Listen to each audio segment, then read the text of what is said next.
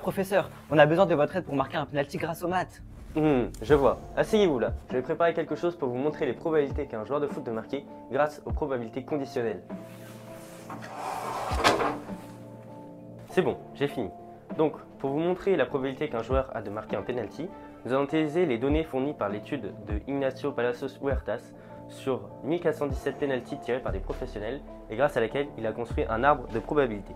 Tout d'abord, j'ai besoin de savoir quel est ton pied dominant. Je suis droitier. Très bien. Donc, avant de construire l'arbre de probabilité, nous allons définir plusieurs éléments qui seront G, l'événement, le joueur tire à gauche, et D, son contraire, qui est le joueur tire à droite. Ensuite, l'événement L, qui est le gardien plonge à gauche, et R, son événement contraire, qui est le gardien plonge à droite. Et enfin, l'événement N, qui est l'événement le pénalty marqué, et M, qui est son événement contraire. Pour les premières branches de cet arbre, nous voyons que P de G est égal à 0,58 et P de D est égal à 0,42 grâce aux données de l'étude. Ensuite, nous voyons que les probabilités de R et de L sont toujours de 1,5, peu importe la réalisation de G ou de D. Mais pourquoi un demi? Mais Thomas, c'est évident. Comme le gardien n'a pas le temps d'observer de quel côté le joueur va tirer, il doit, s'il ne connaît pas le joueur au préalable, sauter d'un des deux côtés, au hasard. Excellent! Je vois que vous comprenez aussi, monsieur le coach. C'est ce qu'on appelle des événements indépendants.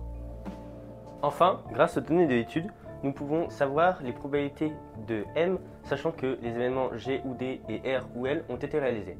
Par exemple, si G et R ont été réalisés, la probabilité de M est de 0,95. Si G et L ont été réalisés, elle est de 0,70.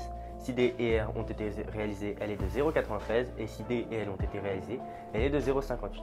Maintenant que notre arbre de probabilité est complet, avez-vous compris comment calculer P de M? Eureka! Il suffit donc d'utiliser la loi des probabilités conditionnelles.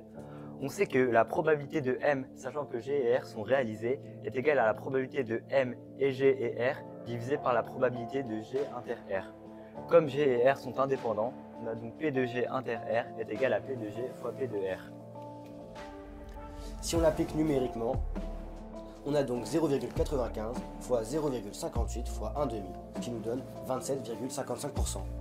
On peut en déduire tous les autres résultats. Après la loi de probabilité totale, on sait que P de M est égal à l'addition de tous les chemins qui mènent à M.